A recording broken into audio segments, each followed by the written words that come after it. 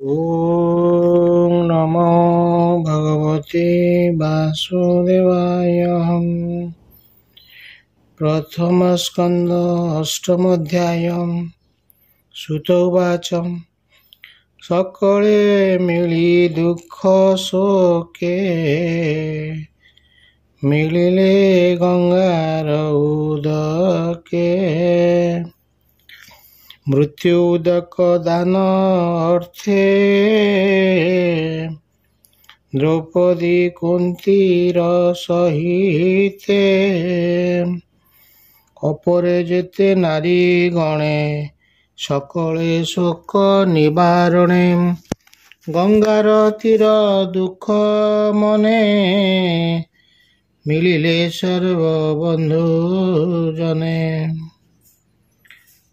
उदक देई गंगा जले द्वितीय स्नान करी गले धर्मनंदन भीमसेन अंबिका सुत जे अर्जुन गांधारी पुत्र शोके कांदे धरणी लोटई द्रौपदी कुंती कांदई अश्रु मुखे सर्वे विकल ज्ञाति शोके व्यास सहिते सर्वमुनि कृष्ण बसिले संघ घेने घेने धर्म पुराण इतिहास मुनिए करन्ति प्रकाश मिथ्या संसार विष्णु माया के सत्य करि पारे ଏହା कालर क्रीड़ाए जगत कालकु केवा सामरथ सर्जी पालई पुण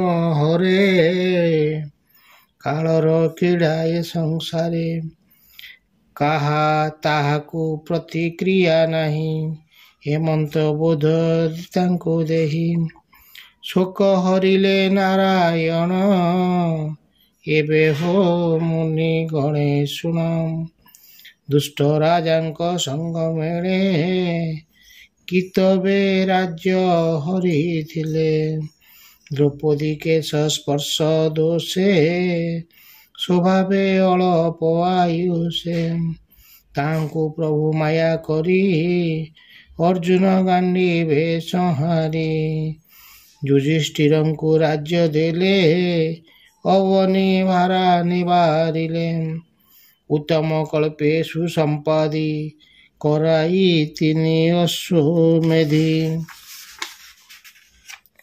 राजार जस महितले इंद्रर प्राय संपादिले पांडुपुत्र को करी भाव संगते सत्य कि उद्धव व्यास समम समेते जेते मुनि कृष्ण बुझिले भाव ज्ञानी संतोषे सर्वमुनि गणे कृष्ण को पूजिले कल्याणे ताहांकु मागी अनुजान रथे बसिले भगवान द्वारिका विजे नरहरि बाजई मंगल महुरी हेमंत शुण मुनि जने उत्तरा राजांक भुवने थिला से अभिमन्यु अन्ते अनले नगला संगते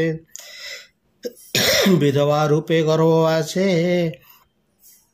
कुंती द्रौपदी मन तोषे तार गर्भ को कोप कला कानने द्रोण गुरु बला अर्जुन हस्ते दंड पाई लुचि नथिला बने जाई सही न पारी अपमान कोप बसिला तार मन संकल्प करी गंगा जले धनु धइला कोपानले मंत्र उच्चारी ब्रह्मस्वर बोलई द्रोणक कुमार तुझे बे सत्य ब्रह्मस्वर अवनी अपांडवा कर हेमंत पेशिला नाराच गगने जेने रवि तेजम दिशो आकाशे आवरिला ताते जे भुवन कंपिला गगन गोटी से आसई देखी उतरा भय पाई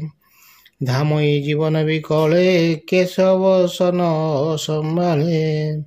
ବିକଳେ ବେନି କର ତୋଳି ଡାକଇ ରଖ ବନମାଳି।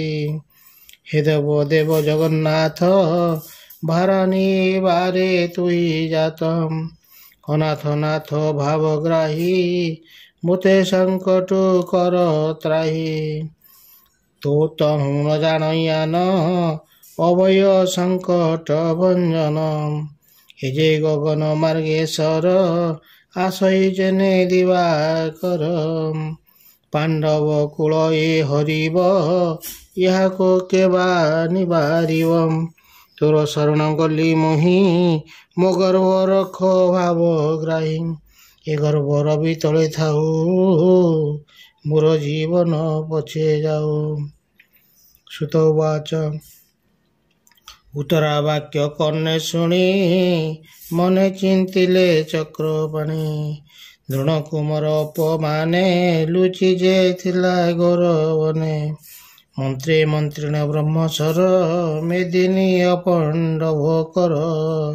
ପ୍ରହାର କଲା କୋପଭୋର ମୁହିଁ କରିବେ ପ୍ରତିକାର।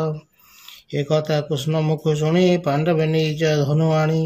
ସୂର୍ଯ୍ୟର ପ୍ରାୟ ଏକେ ପାଞ୍ଚେ ନାରାଚ ଅଭିମୁଖେ। ଯୋଚି ଚାହିଁଲେ କୃଷ୍ଣ ମୁଖ ଅନ୍ତେ ବୁଲନ୍ତି ରଖ ରଖ। ତାହା ଜାଣିଲେ ନର ହରି ତକ୍ଷଣେ ଚକ୍ରକୁ ସୁମରି।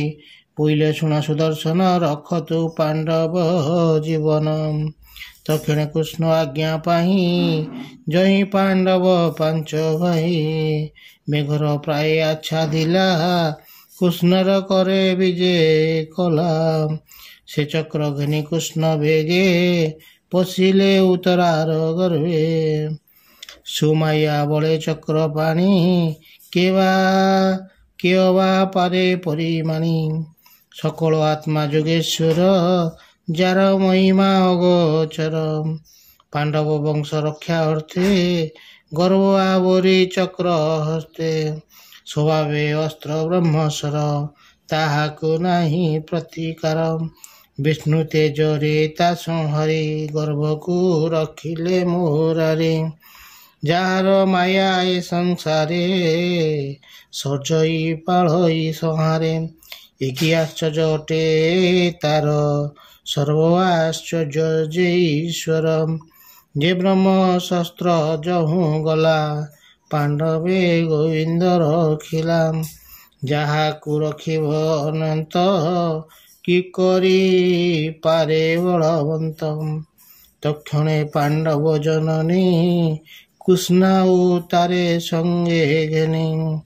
ପାଞ୍ଚ ପୁତ୍ରକୁ କରି ଆଗେ ନମିଲେ କୃଷ୍ଣ ପାଦ ଯୁଗେ। କାତରେ ଯୋଡ଼ିବେନି ପାଣି କଣ୍ଠ କଣ୍ଠିତେ କହେ ବାଣୀ। ବୋଲଇ କୃଷ୍ଣ ମୁଖ ଚାହିଁ ଭୋନାଥ କର ମୋତେ ତ୍ରାହି। କୁନ୍ତି ଉବାଚ ଭୋନାଥ ନମୋ ତପୟର ଆଦି ପୁରୁଷ ତୁ ଈଶ୍ୱର। ପ୍ରକୃତି ପରେ ତୋର ବାସ ଏଣୁ ପ୍ରାଣୀ କି ଅପ୍ରକ୍ରାସ। ଜନ୍ତୁଙ୍କ ଅନ୍ତର ବାହାରେ ତୋ ବିନୁ ଅନ୍ୟ ନାହିଁ ପରେ। ଆଚ୍ଛାଦି ମାୟା ଯବନିକା ନିର୍ଲୋପ ରୂପେ ଥାଉ ଏକା। ଇନ୍ଦ୍ରିୟ ଗଣ ତୁଲେ ପୁରୀ ଅବୟ ଆତ୍ମା ରୂପ ଧରି। ତୋର ମାୟା ଯାର ଚିତେ ସେ ତୋତେ ଜାଣିବେ କେମନ୍ତେ। ନଟଙ୍କ ମଧ୍ୟରେ ତୁ ଯେ ନାୟକ ଯେ ସନେ ନାଟେ ମୋହେ ଲୋକ। ନାନା କାଛେଣି ଯେ ସେ ଭିଆଇ ନୃତ୍ୟକାରକୁ ସେ ନଚାଇ। ଦେଖନ୍ତା ପ୍ରାଣୀ ମନ ମୋହେ ମୂଳ ବିଚାରେ ସତ୍ୟ ନୁହେଁ। ପରମହଂସ ଦୀକ୍ଷା ପଣେ ନିର୍ମଳ ଚେତା ମୁନିଗଣେ। ଦୃଢ଼ ଭକ୍ତି ଯୋଗ ମୋତେ ଧ୍ୟାନ କରନ୍ତି ଅବିରତେ। ସେ ଭକ୍ତି ଯୋଗରେ ବିହୀନ କାହୁଁ ଦେଖିବୁ ସ୍ତ୍ରୀ ଜନ। ତୁ ନାଥ କୃଷ୍ଣ ଅବତାର ପ୍ରକାଶ ବାସୁଦେବ ଘରେ। ଦେବକୀ ଉଦର ସମ୍ଭୂତ ଏଣୁ ତୋ ନାମ ବାସୁଦେବ। सकल जंतु हृदगते तोर विजय आत्मा तत्वे कुमार रूपे नंद घरे तोर विहार गोपपुरे इंद्र विवादे वनमाळी पर्वते बाम करे तुली रखिल गोपर संपद येनु जे नाम तो गोविंद तुम्बको मोर नमस्कार तो बिनु न जान यार प्रलय जले तोर वास नाभिरु पंकज प्रकाश पंकज माला तोर घोळे विहर भुवन मंडले पंकज लोचन सुंदर नमई पंकज पयर देवकी देवी कंस घरे बंदिरे थिला शोक घरे मु पांच पुत्र घेनि जेबे बने वंचई दुख भावे देवकी प्राय मते करी अशेष संकट उधारी भीम को विष लड़ू देले तम रखिलो केते तेते बेले जौर घर दहनरु तुनाथ तहु उधारिलो जले कुंभीर आदि जेते राक्षसे मिलिले बनस्थे हिडम्बक आदि जे राक्षस तहु रखिलो पितावास